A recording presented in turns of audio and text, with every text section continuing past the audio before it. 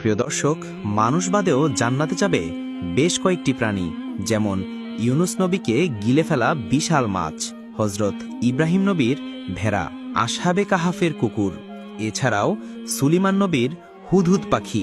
সেই হুদহুদ পাখি কেন জান্নাতে যাবে? হুদহুদ পাখির কি কি ক্ষমতা ছিল? আর সুলেমান নবী হুদহুদ পাখিটিকে কোথায় পেয়েছিলেন? এছাড়া আরও জানব সুলেমান নবীর আংটি চুরি করে কিভাবে একটা জিন তার রূপ ধারণ করেছিলেন, আর সেই আংটির কি ক্ষমতা ছিল সেটা জানলেও অবাক হবেন। আরও জানবো সুলেমান নবীর এক রহস্যময় বিবাহর ঘটনা। হলে চলুন শুরু করি আজকের ভিডিও। হজরত সুলাইমান আলাইহি ওয়াসাল্লাম ছিলেন মহান আল্লাহ তাআলার একজন রাসূল। তিনি ছিলেন হজরত দাউদ আলাইহি ওয়াসাল্লামের পুত্র। মহান আল্লাহ তাআলা তাকে সমগ্র দুনিয়ার বাদশাহী দান করেছিলেন। তিনি এই দুনিয়ার পক্ষে প্রায় ৭৫০০ বছর পর্যন্ত মানুষকে তাওহীদের দাওয়াত দিয়েছিলেন। এছাড়া মহান আল্লাহ তাআলা তাকে সমস্ত পশু পাখির ভাষা বুঝার বিশেষ ক্ষমতাও দিয়েছিলেন। একদা হজরত সুলাইমান আলাইহি ওয়াসাল্লামের দরবারে বনের সমস্ত পাখিরা এসে হাজির হল। পাখিরা হজরত সুলাইমান আলাইহি ওয়াসাল্লামকে তাদের পরিবারের একজন মনে করত। তারা সবাই হজরত সুলাইমান আলাইহি ওয়াসাল্লামের সেবায় নিয়োজিত হয়ে গেল। তারা কে কে কাজে পারদর্শী তার ফিলিস্তি হজরত সুলাইমান আলাইহি ওয়াসাল্লামকে দিতে লাগল। সমস্ত পাখির কথা শেষ হলে এবার এলো হুদহুদ পাখির কথা। হুদহুদ পাখি হজরত সুলাইমান আলাইহি ওয়াসাল্লামকে সম্বোধন করে বলল, হে আল্লাহর নবী, আমি সবসময় আপনার নিকটে থাকতে চাই। আমার এমন একটি জ্ঞান রয়েছে যা অন্য কোনো পাখির কাছে নেই। এই কথা শুনে হজরত সুলাইমান আলাইহি ওয়াসাল্লাম হুদহুদকে বললেন, তোমার এমন কি জ্ঞান রয়েছে যা অন্য কারো কাছে নেই? তখন হুদহুদ পাখি বলল, হে আল্লাহর নবী, আমি যখন আকাশে উড়ে বেড়াই তখন পৃথিবীতে পানির স্থলগুলো আমি দেখতে পারি। এই কারণে মাটির গভীরে থাকা পানিও আমার দৃষ্টি এড়ায় না। আমি উপর থেকেই পানির গভীরতা মাপতে পারি এবং পানির উৎসের খোঁজ বের করতে পারি। সেজন্য আমি যুদ্ধের সময় আপনি এবং আপনাদের সৈন্যদের সঙ্গে থাকতে চাই। তার কথা শুনে হজরত সুলাইমান আলাইহি ওয়াসাল্লাম খুশি হয়ে বললেন, হে হুদহুদ পাখি, তুমি আমাদের একজন ভালো বন্ধু।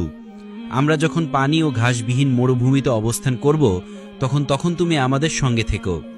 হজরত সুলাইমান আলাইহি ওয়াসাল্লামের এই কথা শুনে কাক খুবই ঈর্ষান্বিত হল। অতঃপর সে বলল, হে আল্লাহর নবী, এই হুদহুদ পাখি মিথ্যা বলে আপনার সঙ্গে বেয়াদবি করেছে।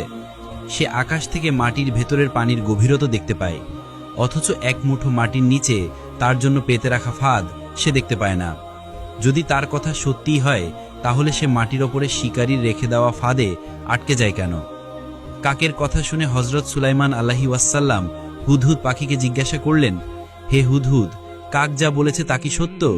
যদি সত্যিই হয় তাহলে তুমি আমার কাছে এমন মিথ্যা বয়ান কেন দিলে?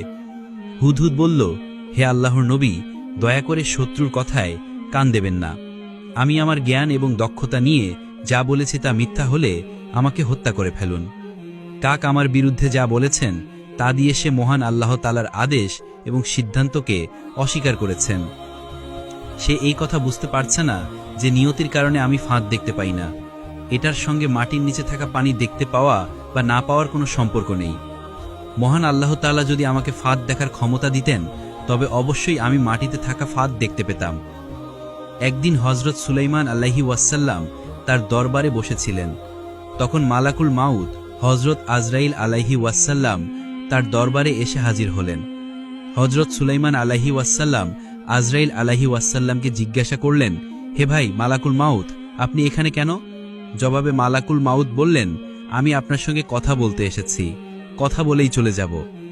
তখন হজরত সুলাইমান আলাইহি ওয়াসাল্লামের দরবারে এক ব্যক্তি এসে খুবই চিন্তিত মুখে হজরত সুলাইমান আলাইহি ওয়াসাল্লামকে জিজ্ঞাসা করলেন, আপনার নিকটে এইমাত্র যে ব্যক্তি এসেছিলেন তিনি কে? জবাবে হজরত সুলাইমান আলাইহি ওয়াসাল্লাম বললেন, তিনি হলেন মালাকুল মাউত। সঙ্গে সঙ্গে দরবারের সেই ব্যক্তি বলল, যাব না। সে যখন আসলো খুব রাগান্বিত চোখে আমার দিকে তাকিয়েছিল, আবার যাবার সময়ও খুব রাগান্বিত চোখে আমাকে দেখল। আমার খুব ভয় হচ্ছে, যাব না। আমি এখনই আমার বোনের কাছে চলে যেতে চাই। হজরত সুলাইমান আলাইহি ওয়াসাল্লাম জিজ্ঞাসা করলেন, তোমার বোন এখন কোথায় রয়েছে? সেই ব্যক্তি বলল, আমার বোন রয়েছে এমন এক জায়গায় যেখানে ঘোড়ায় চড়ে 7 দিন সময় লাগে। হজরত সুলাইমান আলাইহি ওয়াসাল্লাম